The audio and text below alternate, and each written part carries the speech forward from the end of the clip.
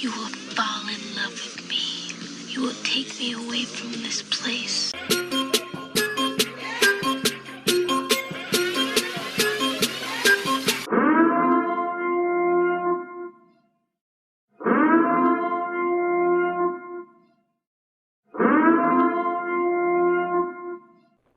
Full disclosure, news and commentary number 124, 124, 124, 124, 124. That's crazy. It's a lot. It's a lot. Hey, big full disclosure. Big week coming up. I'll be happy to go to a wrestling show this weekend coming up. I'll definitely do a Platinum Show Investigations about it Canadian. Let's get to this unboxing first. Blizzam. I got a couple of things this week. I'm going to parcel them out to make up for the weeks where I don't get anything, but I got this one. From an independent artist is the return address. Exciting. I'm guessing it's a shirt, but it may not be. Let me see what's going on.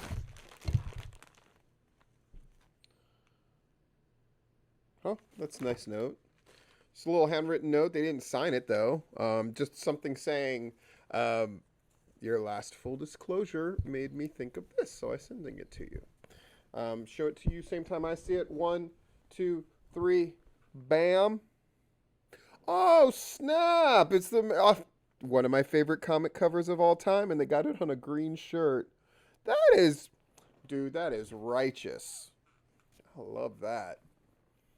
And one will surely die. I love it. Dude, wear that bad boy.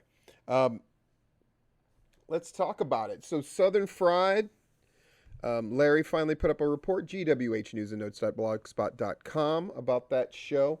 Things heating up betwixt Manders' group and Todd Sexton's group. Manders on the ground, beat up. What's he going to do? Nice look. Didn't get a crowd number except to say that that's the new trend is people don't say what their crowd's like. Say what your crowd is. I'm saying it's packed. Action said there's a lot of people there. From the pictures that I saw and the video that I saw, it did look like there was a lot of people there.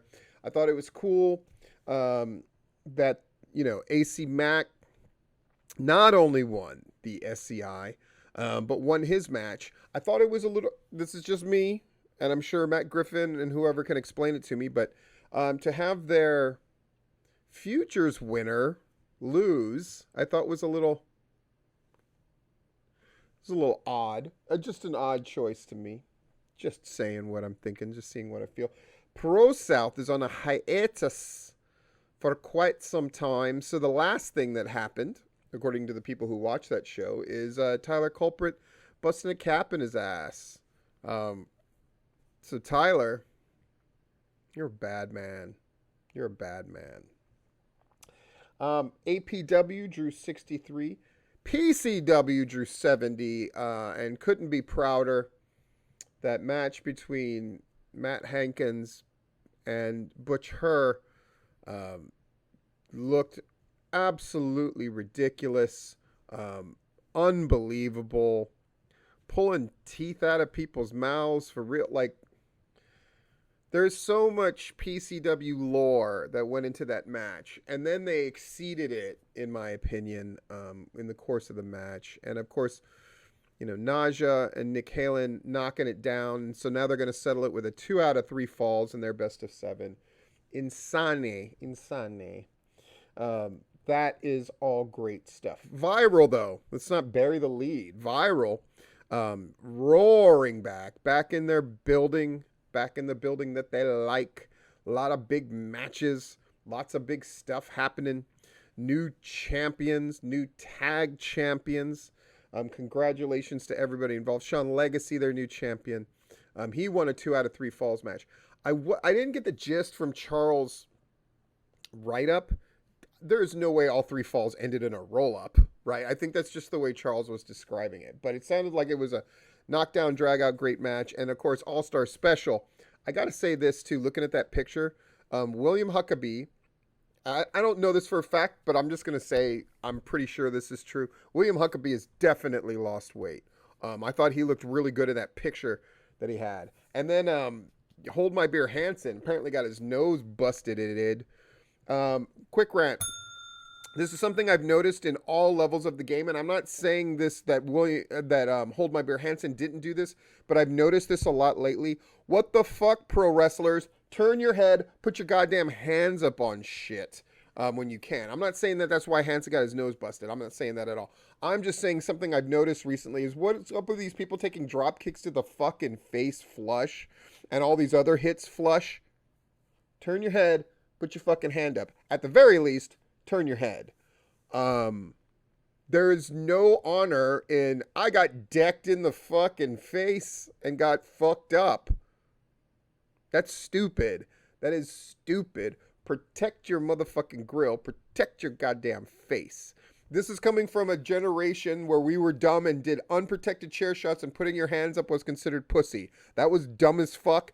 The new dumb as fuck is taking shots directly to the goddamn face when you should be turning your head and most of the time putting your hand up as well. I've never seen somebody begrudge a move because they're like, that guy didn't really get his teeth knocked out and his fucking nose broken, so that shit's lame. Nobody thinks it's lame. Turn your head, get your fucking hand up. End of rant. All right. I saw that Face to Face was gonna run a show. Does anybody give a fuck at this point? I'd say no. But I still think that song for Face to Face is amazing.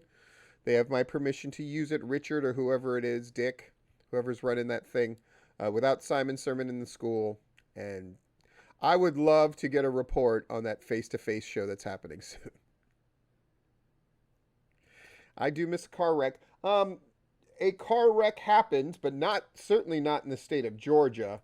It happened motherfucking Casino Vicksburg. Thomas Parker fucking everybody over on money. We haven't had one of these in a long time, but it definitely happened, and it was definitely a mess. And now an article has come out in the paper where Thomas Parker emailed back, no comment.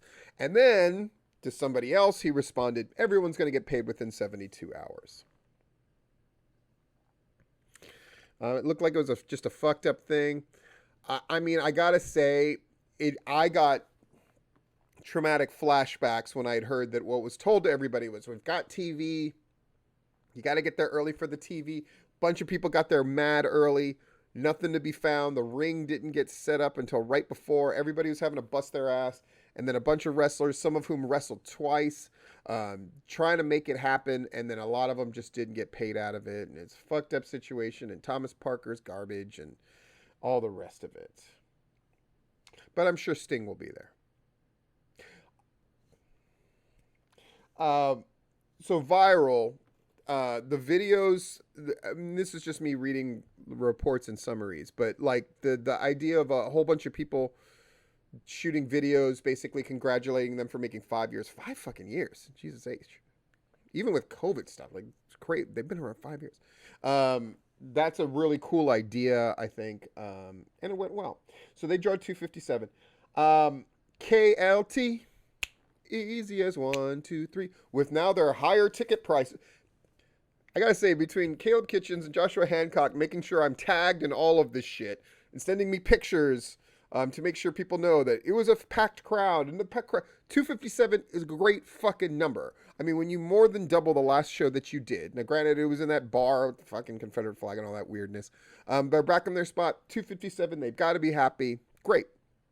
KLT, who wants everybody to know we're charging more money now. We drew 315 when we charged more money. But nobody listens to me. Remember that. Nobody gives a fuck about what I say, except everybody that does. So KLT drew 315.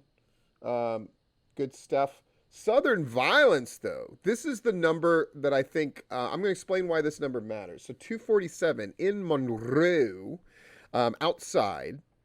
And as things cool off, That'll be a good place to run. Doing 247 in Monroe. I'm sure they're thrilled with that number. I'm sure Southern Brewing is thrilled with that number. That really is something. This was sent to me recently by one of my Patreon subscribers. By the way, I got more than 30 people join my Patreon. Fucking crazy, and I'm going to put up more and more and more stuff. Look at this.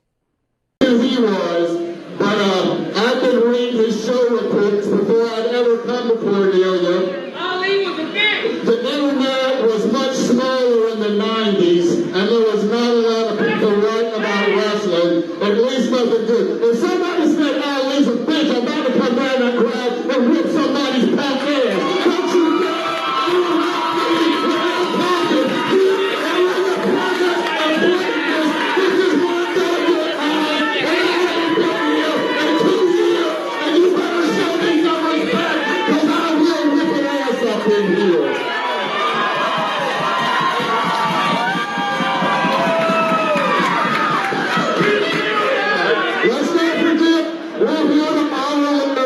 Not pay attention to some mook on out here. Alright. Now, as I was saying, I read Larry's reports long before. That's Jeff G chewing out that motherfucking heckler to try to say something about Jeff's fly ass gear. I mean, it's bad enough you're heckling during a thing where we're honoring Larry Goodman and AJ Styles and stuff, but then you try to heckle. You want to heckle Jeff G's fly ass gear and say something about Muhammad Ali? That motherfucker was asking for it and he got it. That's the first time I really got to see that. Super excited about it. And it reminds me, when I am at Pro Wrestling Action, it's not Heroes and Villains, it's something else this show, but it's going to be this Sunday. That's the one where Daniel Mac Shaw had their first show and it was mad packed. Outdrew everybody from this last weekend in Georgia. I would expect much the same to happen this time. I'm definitely going to be there. I'm going to wear this fly ass shit.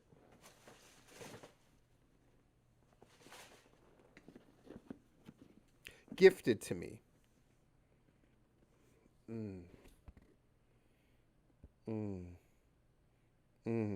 Did you just get a semi? Did you just get a little moist? Did that happen? It should. Look at that. Look at that beauty. As anybody who knows me for a long time knows, I'm not a shoe guy, generally, right? I've had the same beat-up pair of shitty Walmart shoes, 2 different pair of them for years and years and years, and they got holes in them, and it's garbage. I have those nice ones I was given at Sacred Ground 3, but how long ago was that? The slip-on shoes that have all the PCW stuff on it. I just tend not to wear nicer shoes, but these were gifted to me. Pro Wrestling Action. You'll get to see me in the fly purple. And, of course, the fly green jacket. Seeing the original green jacket used for Hankins to light his arm on fire. Badass. Badass. Badass.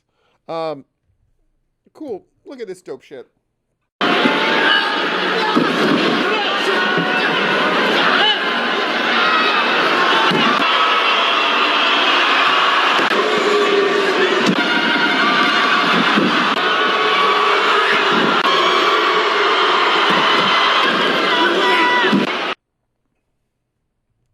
That is just a cool spot. Here's what I like about that spot the most. If you want to rewind it, if you want to go back and watch it again, you can.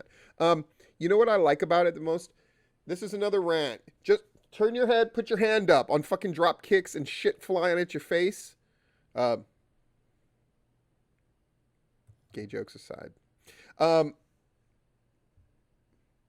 When you do the Hurricane Rana, if you don't cross your ankles and look like it is your legs momentum that is taking the guys over, I have not seen a cleanly executed Hurricane Rana and I can't remember when live.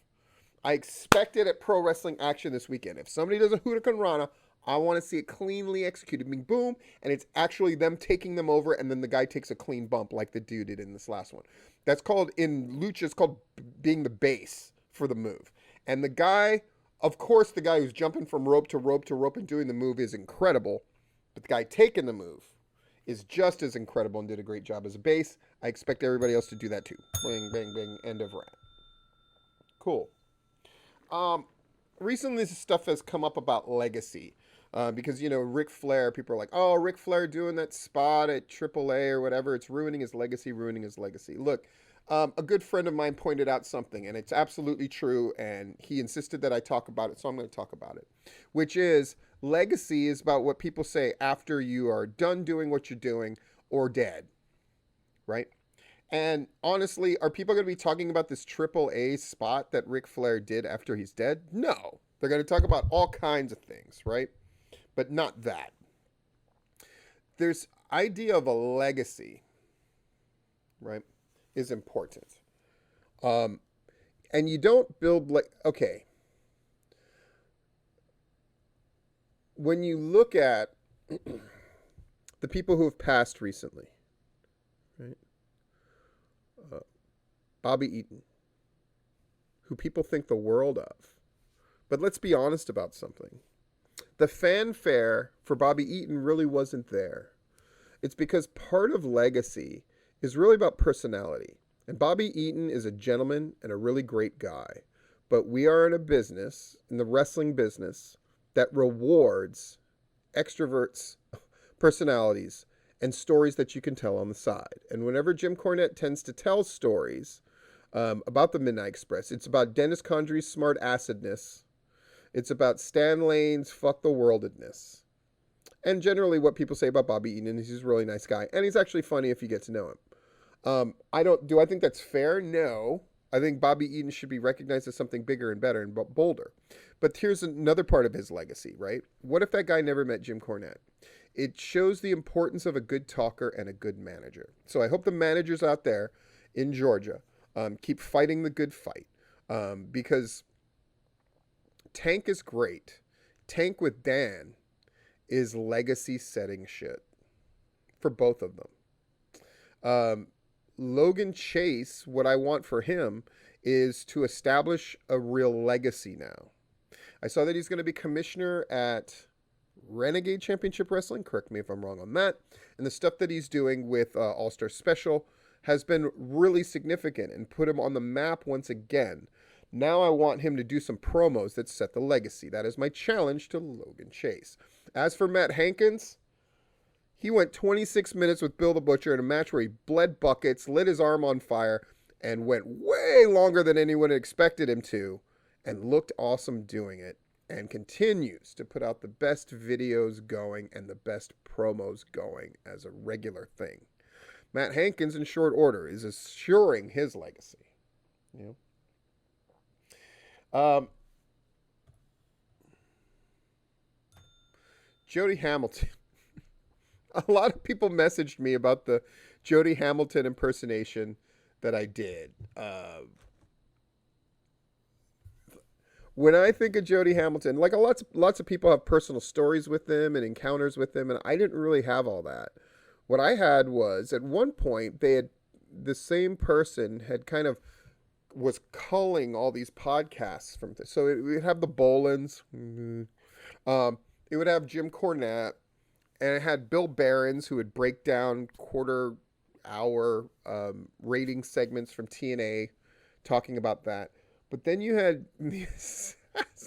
Jody Hamilton, and I'm laughing because you could tell that dude had like an egg timer, and he was like, how long do I have to talk on this shit?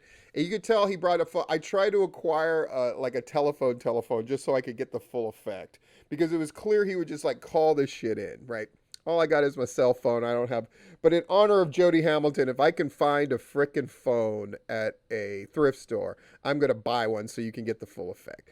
But what it would be is, he would literally just he would intro it the same way, and then he would exit the same way. That would end with this clattering of the phone on the clack. So you could tell wherever he had this phone, didn't even look, and he would just try to set it down, whether it was on the wall or on the table next to him or whatever.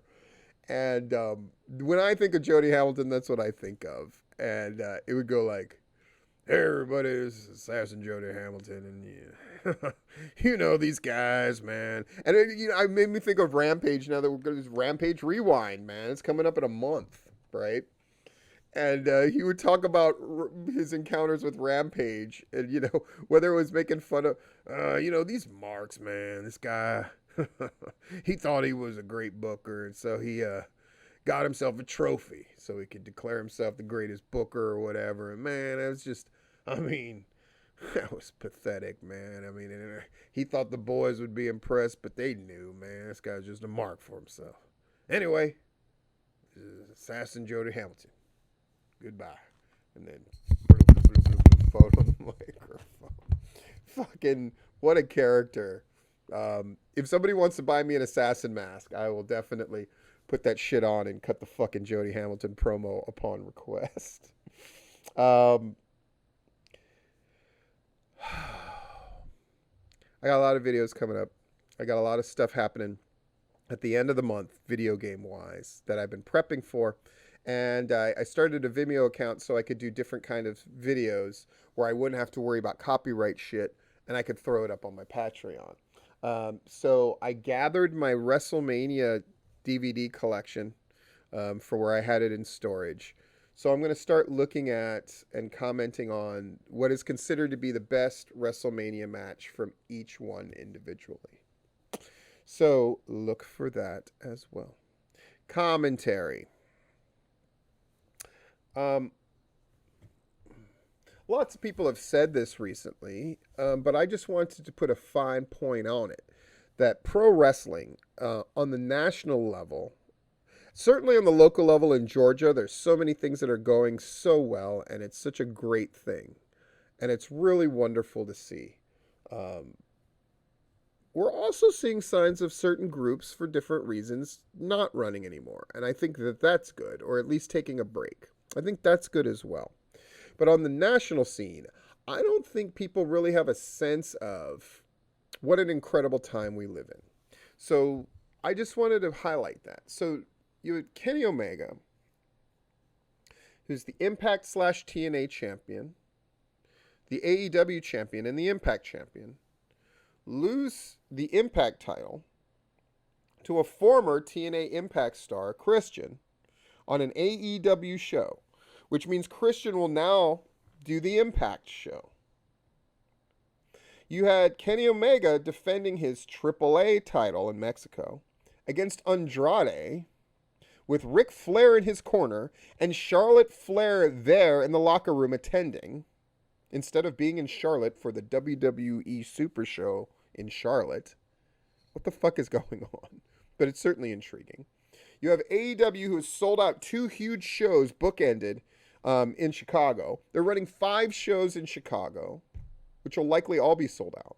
At the very least, the 2 huge shows have sold out, including the biggest crowd they've ever gotten. People were arguing with me for the last 2 years. It's like, yeah, but TNA was bigger because the ratings.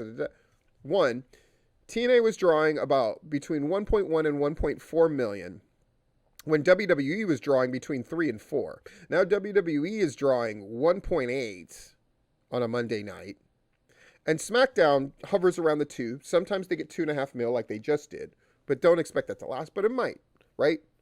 But nonetheless, AEW has never had a buy rate for their pay-per-views as low as TNA's highest ever. Let me say that again. TNA's highest buy rate was 60,000 that they did for Angle Joe. AEW has always been consistently over that, and they charge more for their pay-per-view than TNA did for theirs. Also, TNA's largest live crowd, I believe, was 6,000. And I've been there when AEW's beaten that more than a few times over. And they now have a second show that is an hour long on Friday night, which did very well, 700,000, right? And again, they continue to grow. They continue to get bigger. They're getting 1 million for Dynamite consistently now. But here's the other craziness that happened in one night this weekend. And I really have to put a fine point on it, because I think like wrestling in Mexico and wrestling in Japan are things that wrestling fans pretend to know about but don't really know about, or they don't really grasp how big this stuff is. So let me just make sure I read this off of my notes correctly. All right? And I checked all of this just to make sure. So to add to everything that I talked about in regards to Kenny Omega against Andrade, Kenny Omega against Christian, and all the rest of this, and a new show being added for AEW, here's other stuff that happened. Jon Moxley, who is an AEW talent, teamed up with Yuji Nagata on a New Japan show against the Impact Tag Team Champions. On that same show, Lance Archer, who is an AEW superstar, lost the IWGP US title to Hiroshi Tanahashi, who was then invited to AEW for the rematch, and he was called out by Jon Moxley. So you got Impact, New Japan, you have titles flying around amongst all of these people, right? But wait, there's more.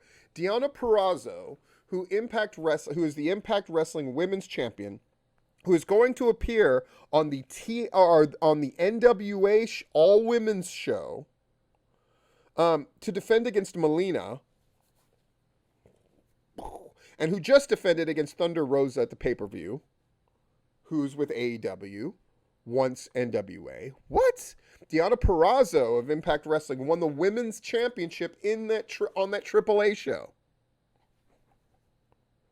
And the Lucha Brothers of AEW, who are so highly regarded, are the AAA tag team champions, and they successfully defend their title. Folks, Forbidden Door, blah, blah, blah, whatever. This is the craziest time in wrestling. The WWE is still the WWE and barely acknowledge that anything happens outside of their universe. But the rest of the wrestling world are working for all intents and purposes in lockstep. We've never had this many wrestlers that all of us know in the Georgia area who are finding work in AEW. And in David Marquez's show that's about to film in Atlanta. And Impact Wrestling. I can't go a week without hearing about somebody getting signed, somebody's getting a chance here, and now Major League Wrestling is doing their shit, and they found that they love Philly, so they're going back there again. They wrestled in front of a packed house. Davey Richards is coming in and wrestling seemingly everybody. Now he's wrestling Joe Black. This is a really great fucking time. I get to watch shit on IWTV. I got to check out the 2 ICW shows.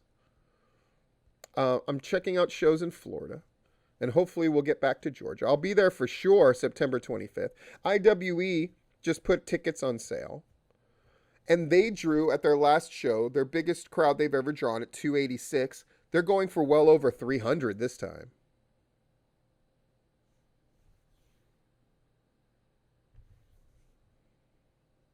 Dude, this is the best. It's amazing. It's incredible. People that you like and you know have a chance to make good money in the wrestling business. And a lot of them are already doing it. And there's no signs of things abating.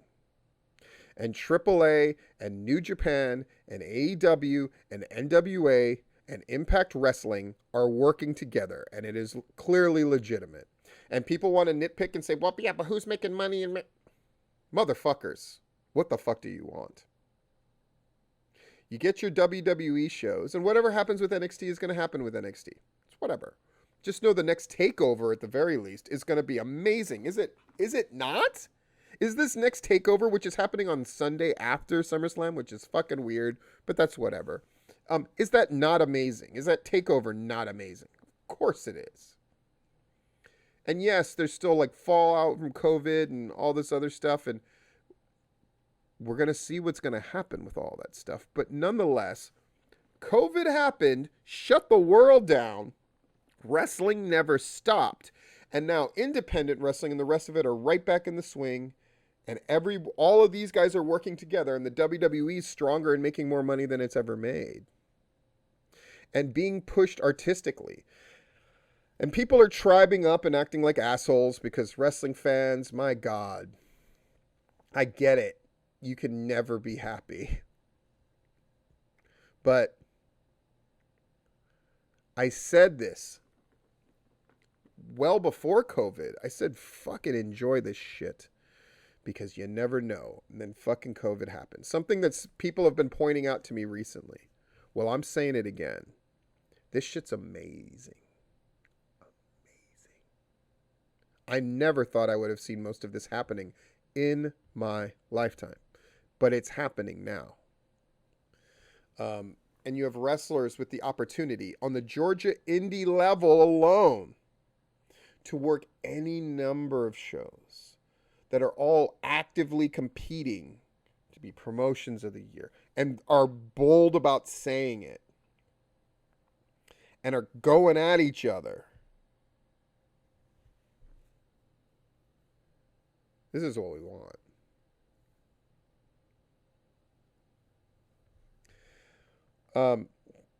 I often say, fuck a wrestling fan, right?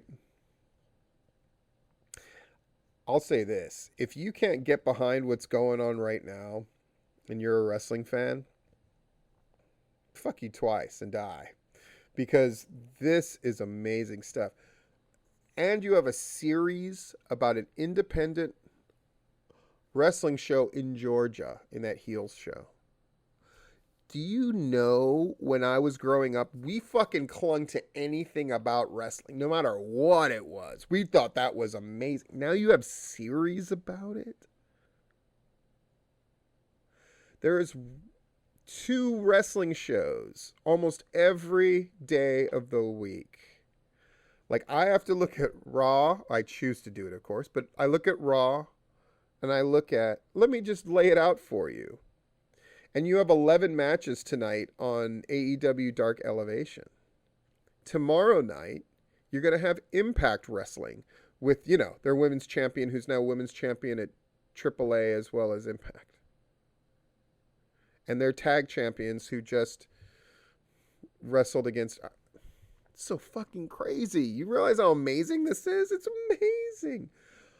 Yeah, it's a lot of wrestling. You don't have to watch it all. I do, right? So tomorrow night, you're going to have AEW Dark, and you're also going to have Impact. Wednesday, you're going to get Dynamite. Thursday, you're going to get Impact. Tuesday, you're going to get NXT as well, which is a fucking phenomenal show. And now Fridays, you're going to get SmackDown, followed by Rampage. And then this weekend, a crap ton of wrestling shows are happening. And then the weekend after that, a crap ton of wrestling shows are happening on the weekend. And then the weekend after that, AEW is going to have their pay-per-view as well. CM Punk's returning. Daniel Bryan's there. Women's wrestling is a very real thing.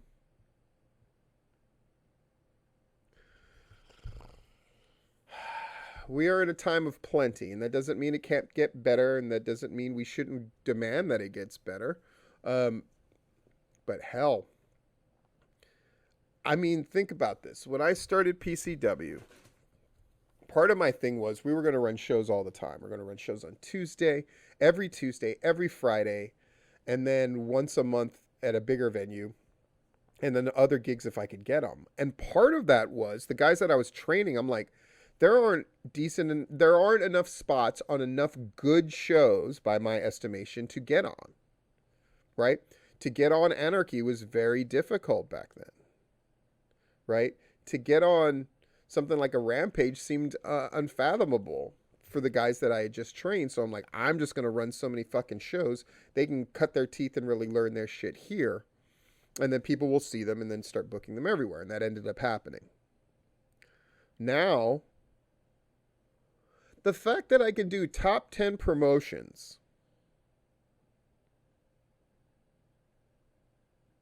and all 10 of those promotions are like legitimate places to work and good, and either do high quality work, have a big crowd, most of them both. Folks, if you can't fucking get happy about that shit, if you're a wrestling fan that still finds a way to tribe up and bitch about something, go fuck yourself. These times are super, super, super great. And wrestling fans, I'm telling you, mark these words.